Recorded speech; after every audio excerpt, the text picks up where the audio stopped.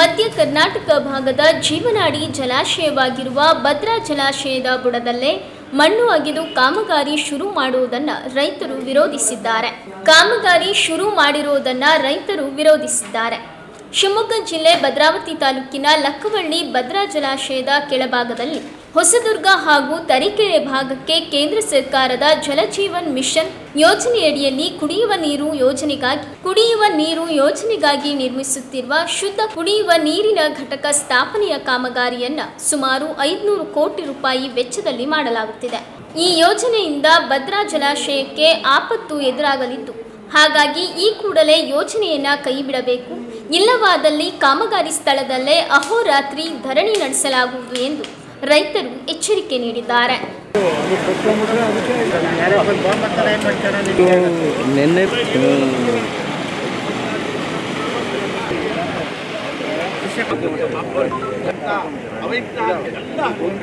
ಭದ್ರಾ ರಕ್ಷಣೆ, ಭದ್ರಾ ರಕ್ಷಣೆ,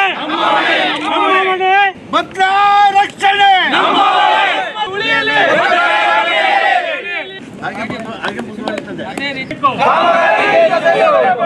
ಕಾಮಗಾರಿಗೆ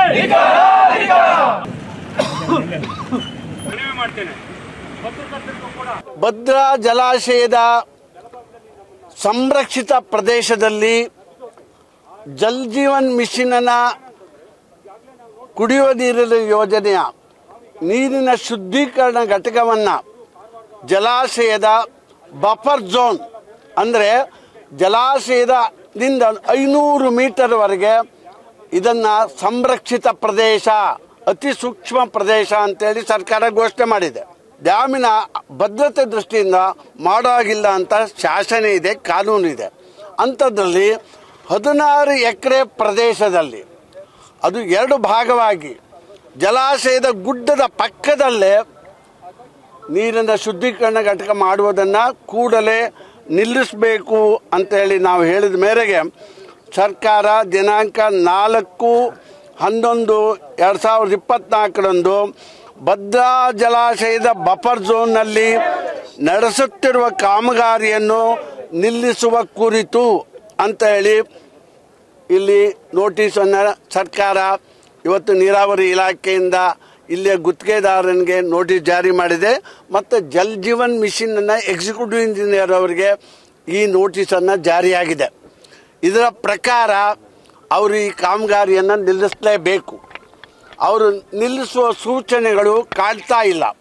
ಅದಕ್ಕೆ ನಾವು 4 ಜಿಲ್ಲೆ ಚಿಕ್ಕಮಗಳೂರು, ಶಿವಮೊಗ್ಗ, ದಾವಣಗೆರೆ ಮತ್ತು ಅಬ್ಬರ್ ಭದ್ರಾದ ಚಿತ್ರದುರ್ಗ ಜಿಲ್ಲೆಯವರು ನಾವು ಇವತ್ತಿನಿಂದ ಈ ಕಾಮಗಾರಿಯನ್ನು ನಿಲ್ಲಿಸುವವರೆಗೆ ಅಹೋರಾತ್ರಿ ನಿರಂತರ ಧರಣಿಯನ್ನು ಮಾಡಬೇಕು ಅಂತ ನಾವು ತೀರ್ಮಾನ ಮಾಡಿದ್ದೇವೆ.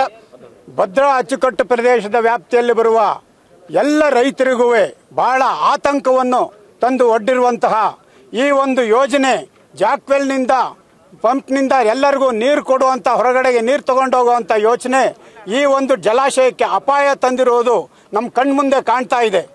ಸರ್ಕಾರಗಳು ಜಲಾಶಯವನ್ನು ಭದ್ರತೆಯನ್ನು ಹೆಚ್ಚಿಸಬೇಕಾಗಿದೆ ಹೊರತು ಈ ರೀತಿ ಗುಂಡಿಗಳನ್ನು ತೆಗೆದು ಕಡಿಮೆ ಮಾಡೋದಲ್ಲ. KRS ಡ್ಯಾಮ್ನಲ್ಲಿ ಕೂಡ ಡ್ಯಾಮಿನ ಮುಂಭಾಗದಲ್ಲಿ KRSನ ಒಂದು ಸುಂದರವಾದ ಪಾರ್ಕ್ಗಳನ್ನು ಮಾಡಿದ್ದಾರೆ.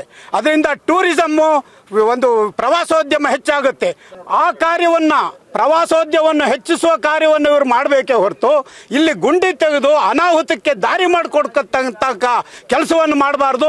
ಇಲ್ಲಿ ಪ್ರವಾಸೋದ್ಯಮವನ್ನು ಉತ್ತಮಗೊಳಿಸಿದ್ರೆ ಎಲ್ಲದಕ್ಕೂ ಆದಾಯವನ್ನು ಸರ್ಕಾರಕ್ಕೆ ಬರ್ತದೆ.